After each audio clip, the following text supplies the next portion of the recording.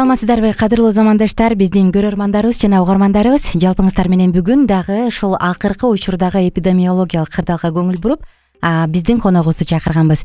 Анда саламатсызбы Гүлсан эже, кандайсыз? Саламатсыздарбы? Биз угармандарыбыз менен чогуу ушул ковид жана анын негизги кесепеттери жөнүндө сөз кылып, төрүбүзгө Бапаева Гүлсана Жунусовна эжекебизди чакырдык, терапевт жана натуропат.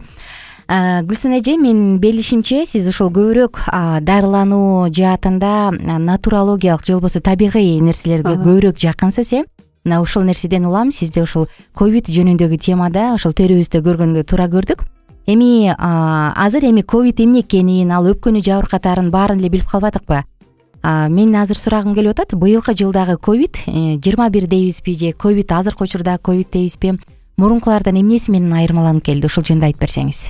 Саламатсыздарбы дагы бир жолу. Албетте айырмасы бир аз болсо дагы клиникада адамдардын денесинин кыйналуусу бир аз азыраак болду. Бул деген нерсе ошо COVID-19 абдан температура көпкө чейин көтөрүлүп, тердеп, өпкөдөн дем алуу кыйналган болсо, быйылкы жылга негедир тамагы гана кызарып, мен эми көбүнчө практикага таянып айтам, ушу мага келген ар бир пациенттин тамагы кызарып, анан карасаң эч кандай бул ангинада, танзилитте бул ангина, миндалиналар чоңоюп кетет да. Мында чоңойгон жок, бирок алар мен жутунсам ооруп атат дейт да. Как будто баягы ангинадагыдай жутунса ооругандай болот, бирок бул кайсы штамында көбүрөөк байкалды? Жок, бизде баягы лаборатория жок болгон үчүн биз штамын айта албайбыз, бирок ушул клиника боюнча гана айтып атам да.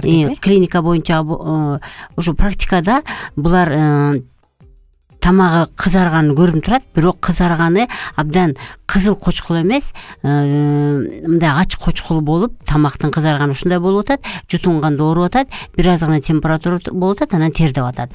Демек, баш ооруйт. Демек, мурунку 2019 караганда азыркы клиника бир аз да болсо жеңилирээк келип атат да. Негизги себеби мен бул нерв системасына коет элем. Себеби деген 2019 багы тезинен эле оору жайылып кеткен үчүн элдин баардыгы паникага түшүп калып, элдин баары нерв жагынан коркуп, кыжылат болуп, өлүп калат экенби, жандай болот экен деген ошондой паникага түшүп калган үчүн оору өттү деп айта алат элем да. Азыр эми адамдар мүмкүн бир аз нервин тынчтандырып калыштыбы, мүмкүн бул оорун жеңип кетсе болот экен, өзүбүздү сактасак болот экен, профилактика кылсак болот экен деген үчүнбү негедир азыр клиника жеңил өтүп атат деп айтар элем. Рахмат. Анда кийинки суроом ушул 2-3 жылга кетип бара жатат. Ковид кайсы органдарды жабыркатып атат? Сизге кайрылган пациенттерден улам кандай жыйынтык чыгара аласыз? Албетте, ковид деген нерсе бул ошо негизгиси бул вирус чакырат. Демек, вирус ошо ооз көңдөй аркылуу, мурун көңдөй аркылуу жана көздүн былжыр чели аркылуу кирет. Дем алганда, түшкүргөндө кирет, жана ушул вирус кандайдыр бир предметтерге жабышып калган болсо, ошол жака кол тийип, анан кол менен биз көзүбүздү ушалап, мурдубузду ушалаганда ушундай кирген үчүн, демек, көз, мурун жана ооз көңдөйүнүн ары өпкө жабыркайт. Бирок көбүнчө ушул насморк деп коет, мурундан сууак агуу боюнча жана өпкөдөгү дем алуунун кыйналуусу боюнча жабыркап келишет. Эми өпкөнүн дем алуусун жабыркаган боюнча бул ар түрдүү келип атат. Бирөө сезбейт, бирөө орто сезет, бирөө өтө оор сезип, ушундай ар түрдүү клиника менен келип атышат. Ошо өткөн жумада дагы кант диабети боюнча бир тема кылып, анда да эжекебиз айтып калды да. 1-2 жылдан кийин кант диабетине жабыркагандар көбөйөт болуш керек, анткени бизге кайрылгандардан улам ушундай натыйжага келип калдык деп.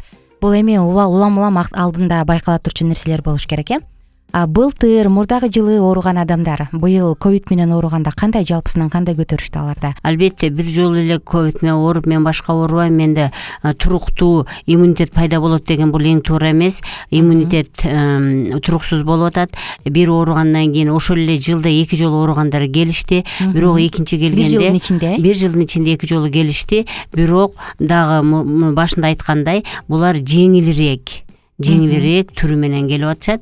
Андай деле көп кыйналуу сезбей эле, анан ошо керектүү дарылоону алгандан кийин тез эле жакшы болуп калып атышат.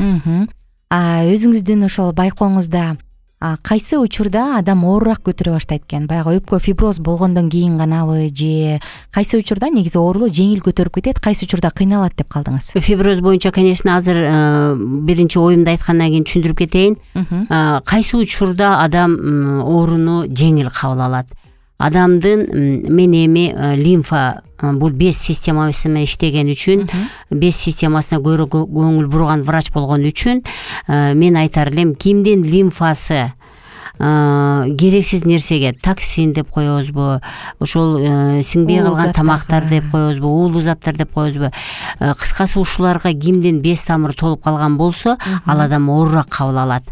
Демек, эң негизгиси биз без тамыр менен көбүрөөк иштешибиз керек. Ошон үчүн мен дайыма COVID-19 башталганда эле бардыгын адамдарга лимфа массажды колдонгула, лимфа массажды үйдөн жасагыла, лимфа массаж силерди бардык оорудан алып чыгып кетет деп аябай безилдегеним ошо лимфа массаж болгон. Демек, азыр деле деги эле адам туулгандан бул дүйнөдөн кеткенге чейин өзүнүн лимфасы менен иштеген болсо, ал бир эле ковид эмес, ал бардык ооруну жеңил көтөрө алат деп айта алар элем. Анда лимфа деп айта кеттиңиз, негизи иммунитет деп айта кеттиңиз. Лимфа бездери иммунитет үчүн кандай роль ойнойт? Ошол жөнүндө айтып берсеңиз. Иммунитетте эң чоң ролду биринчи лимфа бездери ойнойт. Себеби деген, иммунитет деген сөздү, урматтуу калайык калк, мындай түшүнүңүздөр. Биздеги коргогучтар, булар ошо без тамырларда жүрүшөт да. Мына биздин организмибизге мисалы кандайдыр бир керексиз нерсе түштү дейли. Мисалы ушул эле вирус түштү, микроб түштү, курттар түштү, башка нерсе түштү. Деги эле бизде организмде 5 микроорганизм жашаганга аракет кылат. Мына ушуларды киргенде эле биздеги коргогучтар аларды жок кылганга аракет кыла баштайт. Мына ошол коргогучтар лимфа бездеринде көбүрөөк пайда болуп, лимфа бездеринде көбүрөөк жүрө баштайт.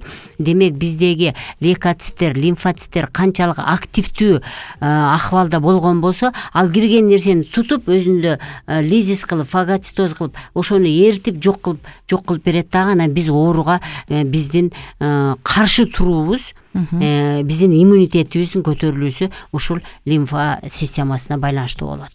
Демек, лимфа бездериң жакшы иштей турган болсо, албетте, демек иммунитет ошого жараша. Алар жакшы иштеш үчүн эмне кылыш керек анда? Эң негизгиси, мен ошо дайыма эле айтып келем, бул сөзсүз түрдө адам суу ичип туруш керек. Мына сөзсүз түрдө адам басса турса уртап суу ичип туруш керек. Сууну дайыма айтам, кайнатылган сууда болбойт, холодильниктен алган сууда болбойт, баклажкада турган сууда болбойт. Аны сөзсүз түрдө 40 градуска чейин жылытыш керек дагы, ошо сууну ичип туруш керек. Мындан тышкары албетте тамакты жөндөп ичишибиз керек. Чындыгында тамактын бир эле мезгилде бир түрдүү тамак жеген бул организм үчүн жеңил болот дагы, жакшы сиңет дагы, адамдын лимфасы ошол керексиз нерсеге толбойт да. Бир эле мезгилде биз 3-4 тамакты жей турган болсок, биздин ашказаныбыз ага ылайыкташтырылган эмес. Биздин ашказаныбыз бир эле тамакты эрткенге ылайыкташтырганда, бир тамакты эритиши мүмкүн дагы, кийинки түшкөн экинчи тамакты ал чала эритип, эрибей калгандары ошо без системаларында калып калат дагы, биздин без системаларды керексиз нерсеге толтуруп коет. Мындан кийин, андан кийинкиси сөзсүз түрдө ошо лимфаларга массаж жасоо. Муну мен дайыма айтып келип жүрөм, Facebook'тан карасаңыздар болот. Демек, бизде денедеги бүт бутубуздун учунан болобу, колубуздун учунан болобу, башыбыздан болобу, ички органдардан болобу, бардык лимфалар келет дагы биздин сол акырек сөөгүздүн артындагы венага ошол керексиз нерсени лимфа системасы өткөрүп берет.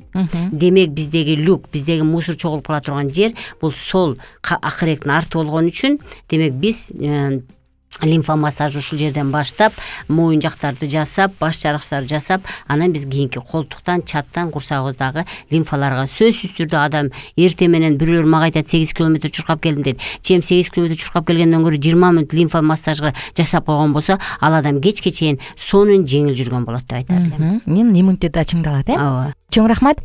Кадырлуу замандаштар, биздин белгиленген убактыбыз соңуна чыгып калды. Мен ойлоп койдум, бир күнү атай сиздин клиникага барып, ошо лимфа дренаж же болбосо лимфа массаждарды көрүп келишибиз керек экен, буюрса. Бүгүнкү биздин коногубуз Бапаева Гүлсана эжекебиз болду, натуропат жана терапевт. Келгениңиз үчүн чоң рахмат. Мен болсо угармандарыбыз менен коштошом жана көрөрмандарыбыз менен. Эгерде сиздерде суроо бар болсо, анда сөзсүз түрдө ошол видеонун ылдый жагына сурооңузду калтырыңыз. Кайра биз коногубуз менен байланышып, сиздерге жооп алып бергенге даярбыз. Андан тышкары төмөн жакта көрсөтүлгөн WhatsApp номурга дагы суроо жазып, өзүңүздүн пикириңизди калтырып кетиңиз. Кайрадан амандашканча сак саламатта туруңуздар. Кызматта мен Айнура Миназарова болдум.